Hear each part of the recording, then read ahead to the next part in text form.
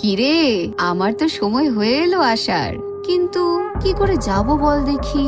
শুনলাম তোদের সরকার নাকি বলেছেন যে মেয়েদের রাতে বেরোনো উচিত না। তাহলে কি এবার আমি আসবো না? তোরা তো জানিস আমার সব কাজ রাত্রিরেই হয়। আর তোদের বাবা কি বলছে জানিস? বলছে আমি নাকি রাগ কন্ট্রোল করতে পারি না, কোনো অধর্মকে মেনে নিতে পারি না, রেগে গেলেই তো দেব গলায় খানাটা বসিয়ে। যাই হোক, তোরাও তো জানিস আমার রাগ কেমন। সামলে থাকিস কিন্তু। তোদের দেশে যা অসুরের ছড়াছড়ি হয়েছে, আমাকে তো এবার আসতেই হবে। তাহলে রেডি তো? मुंडा हेमा चंडी